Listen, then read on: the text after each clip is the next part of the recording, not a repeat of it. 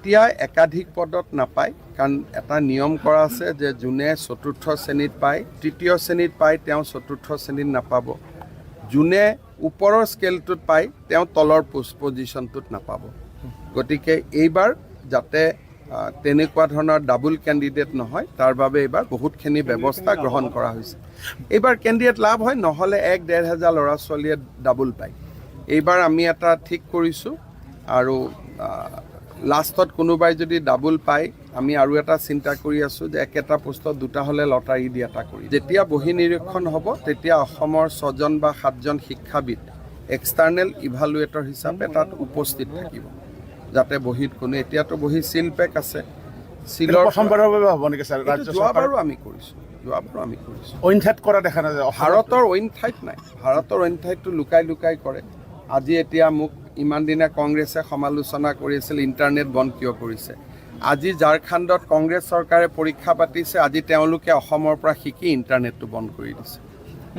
যোৱাকালিলৈকে যি কংগ্ৰেছ দলে সমালোচনা কৰি আছিল ইণ্টাৰনেট কিয় বন্ধ কৰিছে, আজি ঝাৰখণ্ডত কংগ্ৰেছ চৰকাৰে অসমৰ পৰা শিকি পৰীক্ষা হৈ থকা সময়ছোৱাত ইণ্টাৰনেট বন্ধ কৰিছে। তাৰমানে অসমে আজি দেশক ৰাস্তা দেখুৱাই আছে। এই অভিযান চলি থাকিব ছাৰ, আপোনাৰ নিকা কৰা অভিযান চলি থাকিব। এপইণ্টমেণ্ট গণ্ডগোল নাই, বিশেষকৈ এতিয়া অক্টোবৰৰ পৰা পুলিচৰ নিযুক্তিও হ'ব। আমাৰ ইয়াত বেলেগ কথা একো নাই, চব ল'ৰা ছোৱালীয়ে ভাল কৰি চাকৰি পালে হ'ল।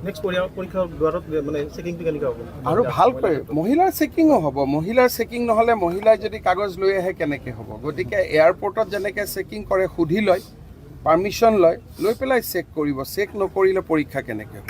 একাধিক পদত নাপায় কাৰণ এটা নিয়ম কৰা আছে যে যোনে চতুৰ্থ শ্ৰেণীত পায় তৃতীয় শ্ৰেণীত পায় তেওঁ চতুৰ্থ শ্ৰেণীত নাপাব, যোনে ওপৰৰ স্কেলটোত পায় তেওঁ তলৰ পজিশ্যনটোত নাপাব।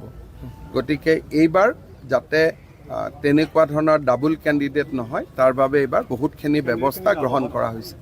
এইবাৰ কেণ্ডিডেট লাভ হয়, নহ'লে 1-1.5 হাজাৰ ল'ৰা ছোৱালীয়ে ডাবল পায়। এইবাৰ আমি এটা ঠিক কৰিছোঁ আৰু লাষ্টত কোনোবাই যদি ডাবল পায় আমি আৰু এটা চিন্তা কৰি আছোঁ যে একেটা পোষ্টত দুটা হ'লে লটাৰী দি এটা কৰি যেতিয়া বহি